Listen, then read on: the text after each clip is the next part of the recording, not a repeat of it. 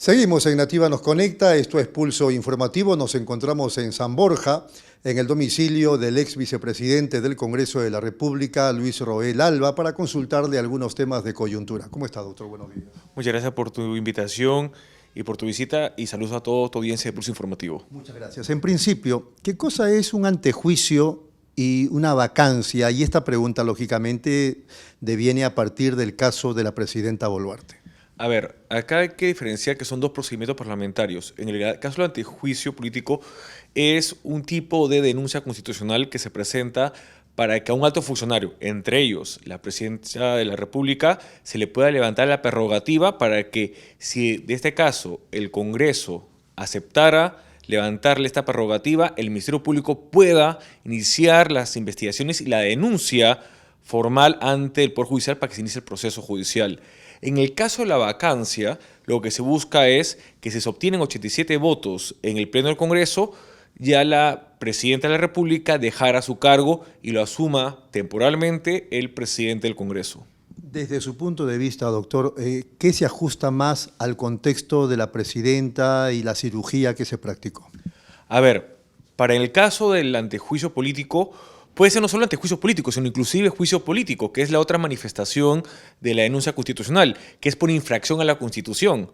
En el caso del antejuicio político, yo creo que podría ser por el delito de abandono de la función pública que estaba ella ejerciendo. Y en el caso de la infracción constitucional, el deber como presidenta, como representante de la nación, que tiene que obviamente cuidar el interés general de todos nosotros y que ya más bien sobrepuso el interés personal. En el caso de la vacancia, yo creo que, voy a repetir, son 87 votos. Es decir, tienen que 87 congresistas pensar que la presidenta ha tenido una ligereza en preferir un arreglo personal que mantenerse en el cargo como tal.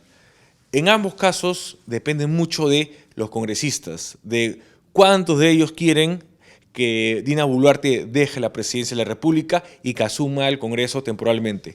Yo creo que esto, si bien ha empezado y se está sumando a otros temas, como por ejemplo el caso del cofre y otros, van a generar ya un caso mayor cuando estemos cerca de abril, cuando ya se inicie el cronograma electoral y que la presidenta de la República no va a poder disolver el Congreso de una manera. Bueno, me parece que en sus palabras está como que usted asume que sí o sí en abril van a venir serios problemas legales con la presidenta.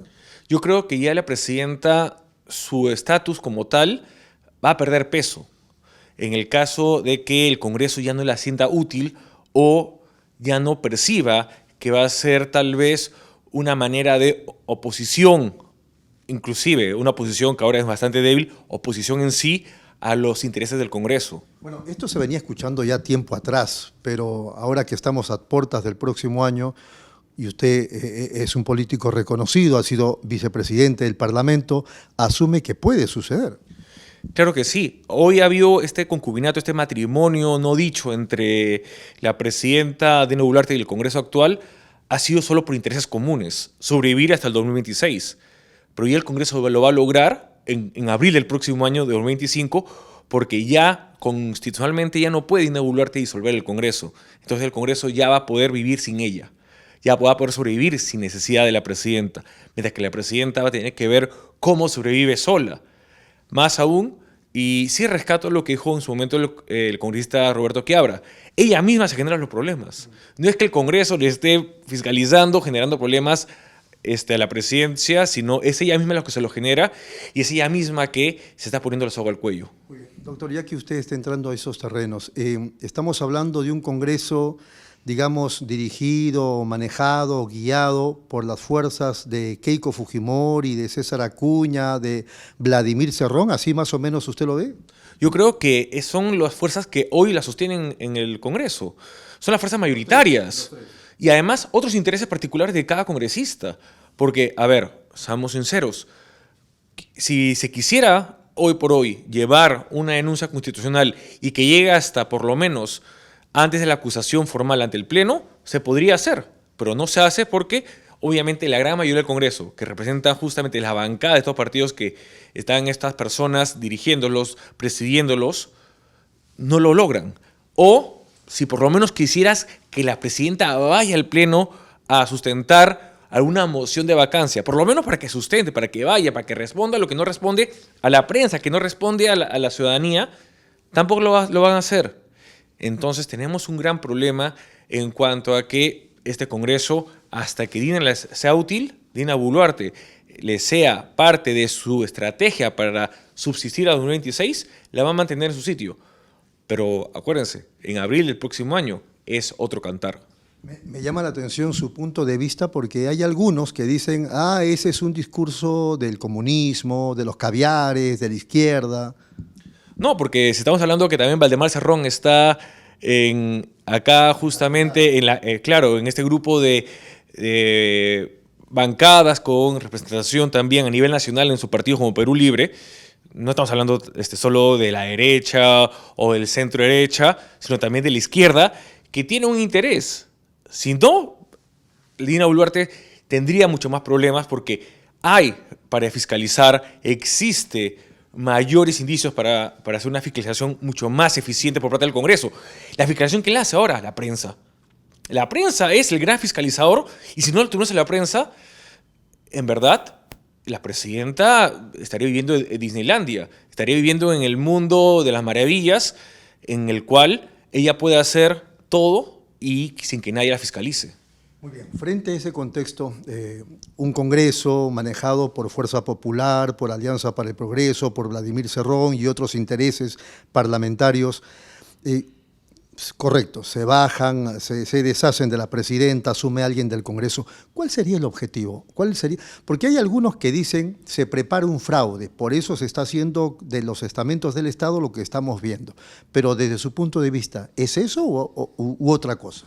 Yo creo que más que un fraude, porque ahí para que quien asuma luego la presidencia o se vaque a la presidenta después de abril, van a tener que haber bastantes intereses de los diferentes partidos que están en el Parlamento. Entonces, si buscáramos la denominación del fraude, tendría que ser solo uno, lo cual no es suficiente para que se dé esta situación. Yo creo que más bien van a querer establecer las reglas que a ciertas organizaciones políticas les sirvan pensando en lo que viene el 2026. Bueno, a eso me refiero, o sea, el tema es preparar todo, dejarlo todo listo para un proceso electoral que ellos puedan manipular. Más que manipular, que establezcan las mejores reglas para ellos, porque tú estás estableciendo las reglas legales y electorales para sus partidos, obviamente vas a darles una diferencia, no vas a poner la cancha plana, vas a establecer una cancha diferenciada en desigual condiciones.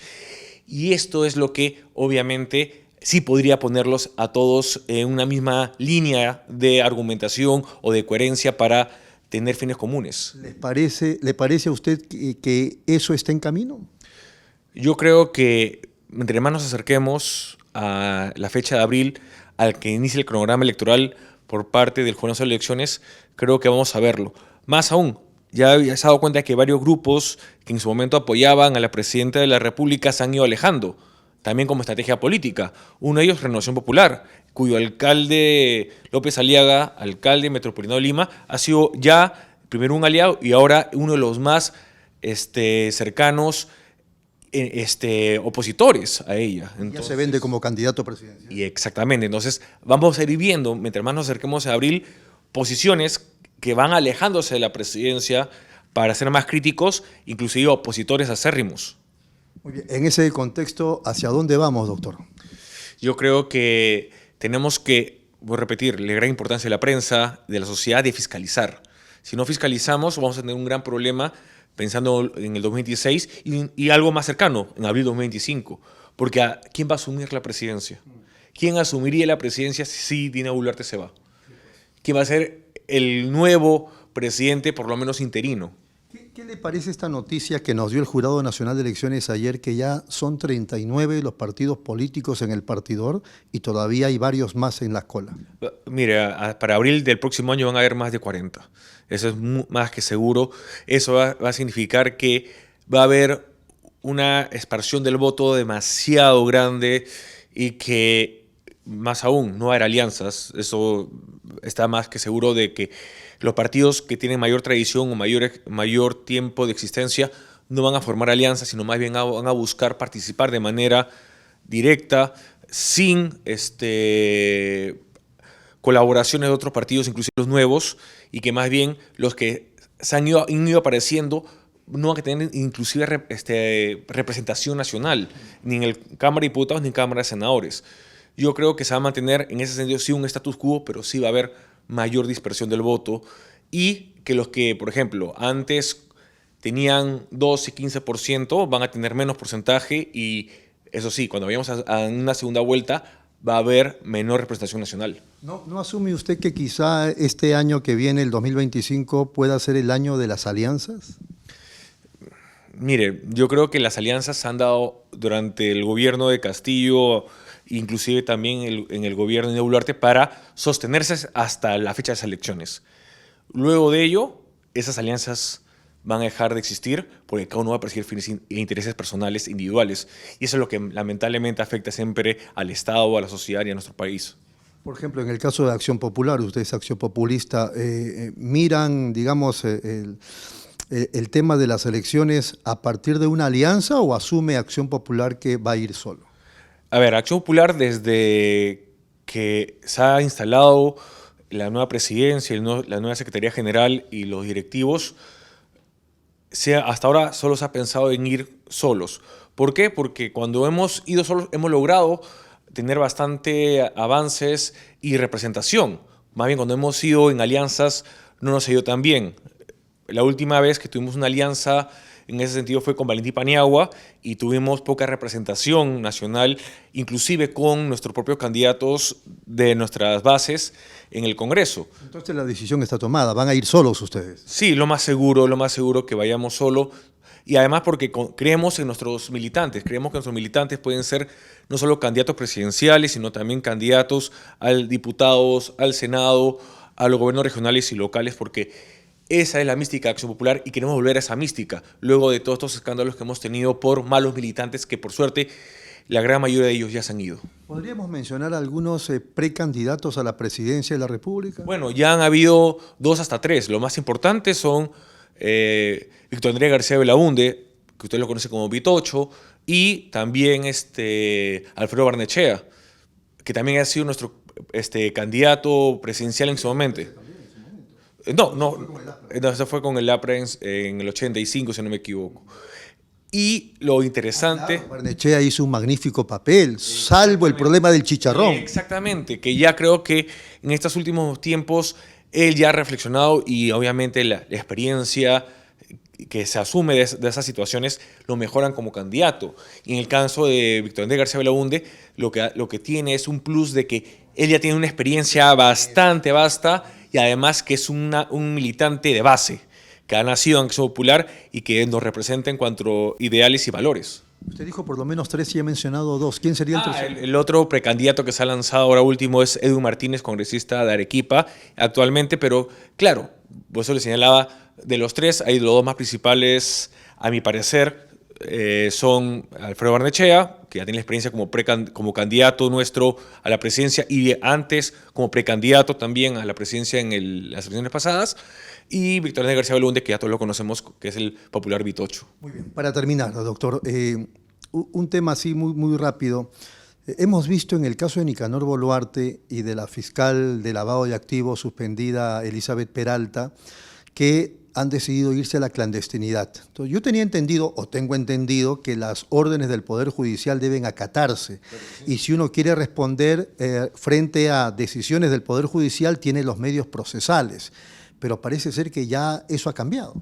No, acá lamentablemente estamos viendo una precariedad del principio de autoridad.